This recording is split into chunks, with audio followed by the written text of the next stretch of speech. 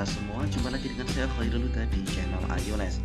Pada kesempatan kali ini merupakan pembahasan dari video penilaian akhir tahun untuk mata pelajaran IPS Ilmu Pengetahuan Sosial untuk tingkat satuan pendidikan SMP kelas 8 semester genap. Adik-adik jangan khawatir, soal ini sudah disetarakan ataupun diambil dari bank soal nasional yang tentunya dipakai oleh beberapa dinas pendidikan di mana kota atau kabupaten adik-adik berada. Baiklah adik-adik, bagi yang belum subscribe silahkan dilakukan terlebih dahulu, dan bagi yang mau request pembahasan soal silahkan tuliskan di kolom komentar. Dan bagi yang belum melihat video kakak yang part pertama, untuk kelanjutan dari video ini silahkan dilihat dulu, masuk ke channel kakak ataupun silahkan diketikkan PAT IPS kelas 8 iOLES, nanti akan muncul sendiri. Oke, kita lanjut ke soal nomor 21. Pada tahun 1870,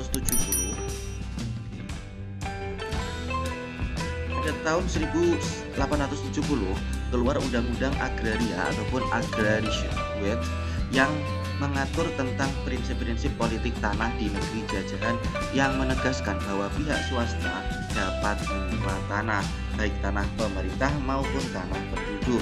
Pada tahun yang sama juga 1870 keluar Undang-Undang Gula ataupun Sugar Wet yang berisi titik-titik: A. Larangan memperkerjakan tenaga pribumi, B. Larangan mengangkut tebu keluar dari Indonesia, C. Prinsip-prinsip politik tanah di negeri jajahan, ataupun D. Larangan memperkerjakan tenaga asing. Ya, kita tahu bahwasannya politik undang-undang gula ataupun Sugar Wet itu adalah larangan mengangkut tebu keluar dari Indonesia. Oke, kita lanjut ke soal nomor 22. Perhatikan tabel berikut. Oke, nama tokoh perlawanan asal daerah. Pasangan yang, nah kita cari nih dari yang kelompok kiri kemudian pasangannya kelompok kanan. Oke, Sultan Babullah 1 dan B, kita nyocokinnya gini ya. 1 dan B, Sultan Babullah dari Sulawesi Selatan bukan, Sultan Hasanuddin yang dari Sulawesi Selatan. 2 dan 3, 2 dan D, Sultan Hasanuddin bukan. Yang C 3 dan A, Iskandar Muda dari Maluku bukan. Tuanku Imam Bonjol 4C ya, dengan Sumatera Barat. Ya, jawabannya adalah yang D. Kita lanjut ke soal nomor 23. Perhatikan foto pahlawan berikut.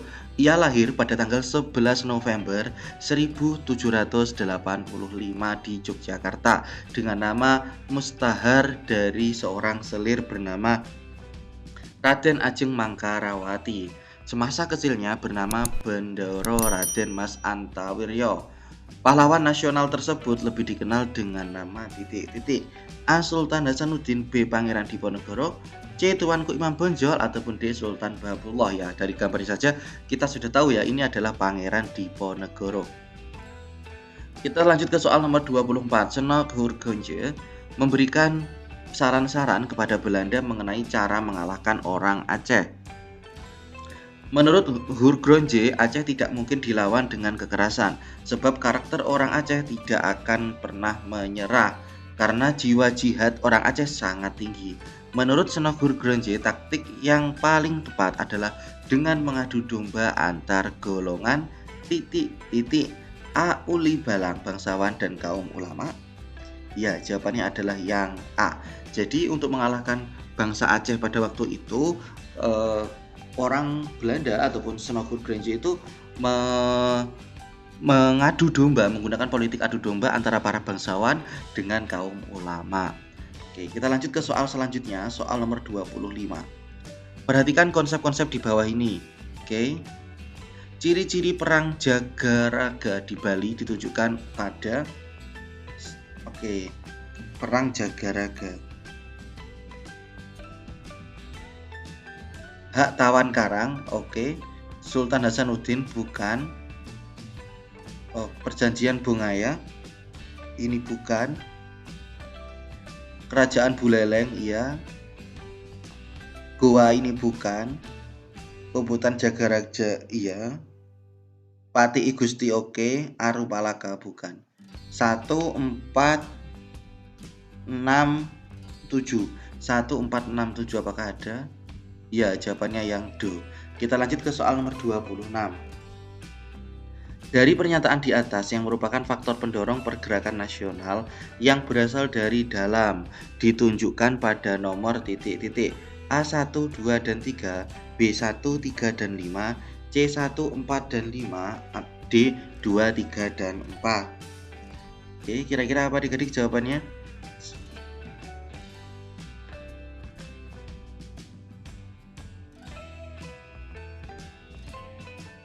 Jawabannya apa ya? Kita baca satu persatu ya. Perluasan pendidikan. Ya, oke, ini masuk. Kemenangan Jepang atas Rusia, tidak. Timbulnya gerakan nasional, tidak. Kegagalan perjuangan di berbagai daerah, ya. Rasa senasib sepenanggungan, oke. 1, 4, dan 5, apakah ada? Ya, jawabannya adalah yang C. Kita lanjut ke soal nomor 27. Pemerintah Hindia Belanda menerapkan kebijakan politik etis pada tahun 1901. 3 kebijakan tersebut sebenarnya bertujuan memperbaiki kondisi masyarakat yang semakin terpuruk. Isi kebijakan politik etis tersebut adalah titik-titik. Apa adik-adik? Migrasi, irigasi, edukasi, tidak. B jawabannya irigasi, transmigrasi, dan edukasi. Silakan dihafalkan isi dari politik kebijakan politik etis. Kita lanjut ke soal nomor 28.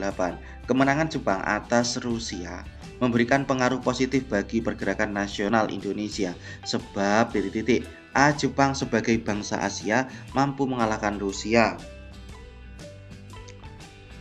sehingga membangkitkan kepercayaan bangsa Indonesia akan kekuatan sendiri. Oke, jawabannya adalah yang A. B Jepang bukan, C Indonesia ini bukan, D ini bukan. Kita lanjut ke soal selanjutnya, nomor 29. Sejak tahun 1930, organisasi-organisasi pergerakan Indonesia mengubah taktik perjuangannya. Mereka menggunakan taktik kooperatif atau bersedia bekerja sama dengan pemerintah Hindia Belanda, sehingga masa tersebut dikenal dengan titik-titik. A. Masa radikal, B. Masa zaman konsultasi, C. Masa moderat, ataupun D. Zaman penegas. Ya, jawabannya adalah yang C. Masa masih moderat. Kita lanjut ke soal nomor 30. Tujuan utama berdirinya Budi Utomo adalah A. Mendirikan sekolah pribumi, B. Meningkatkan derajat bangsa melalui pendidikan dan kebudayaan. Ya, jawabannya adalah yang B. Ini adalah tujuan utama dari Budi Utomo. C ini bukan, D ini bukan. Kita lanjut ke soal nomor 31. Syarikat Dagang Islam diganti menjadi Syarikat Islam pada tanggal 10 September 1912 dengan maksud titik-titik. A. Agar kegiatan organisasi lebih terbuka ke bidang-bidang lain, tidak hanya perdagangan. Oke, jawabannya adalah yang A. B bukan, C bukan, D bukan. Nomor 32. Douwe Dekker adalah seorang keturunan Belanda, tetapi dalam perjuangannya ternyata menjadi pelopor pendirian partai politik pada tahun 1912. Partai yang didirikan bersama Cipto Mangunkusumo dan Suwardi Suryadiningrat adalah titik-titik. A. Indische Vereniging, B. Indische Party, C. Europäische Verbond, ataupun D. Inlander. Ya, jawabannya apa adik-adik? Ya, yang didirikan oleh 3 serangkai yaitu adalah Indische Party. Kita lanjut ke soal nomor 33. Di negeri Belanda didirikan organisasi perjuangan oleh para pelajar Indonesia. Organisasi tersebut adalah titik-titik. A. Perhimpunan Bumi Putra, B. Perhimpunan Indonesia, C. Perhimpunan Pemuda Indonesia, ataupun D. Perhimpunan Pelajar Indonesia. Apa adik-adik? Ya, jawabannya adalah B. Perhimpunan Indonesia. Kita lanjut ke soal nomor 34. Adanya penangkapan terhadap para pemimpin PNI memberi dampak pada titik-titik. A. Bubar atau pecahnya PNI menjadi Partindo dan PNI baru. Oke, jawabannya yang A. B ini bukan, C bukan, D bukan. Lanjut ke soal nomor 35. Setelah PNI dibubarkan tahun 1930, Hatta dan Syahrir mendirikan partai politik yang dianggap penjelmaan dari PNI. Partai yang dimaksud bernama titik-titik. Partainya apa adik-adik? Ya, yaitu adalah PNI Pendidikan yang dibentuk oleh Hatta dan Syahrir. Kita lanjut ke soal nomor 36. Salah satu alasan dibentuknya GAPI adalah kegagalan petisi Sutarjo yang berisi tentang titik-titik.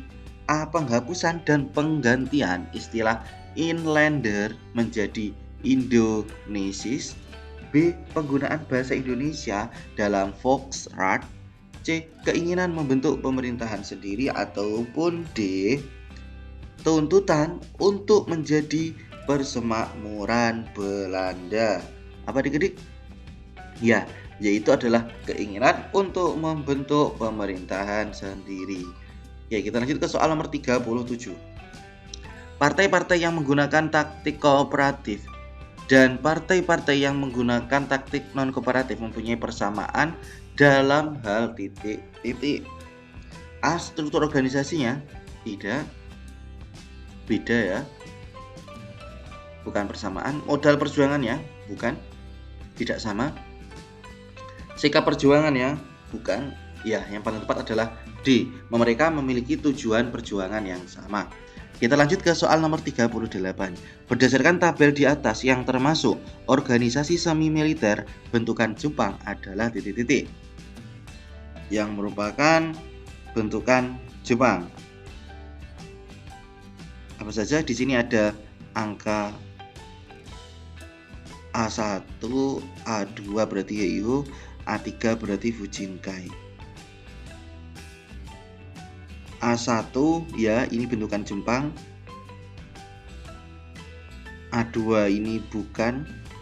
Fujinkai ini bentukan Jepang.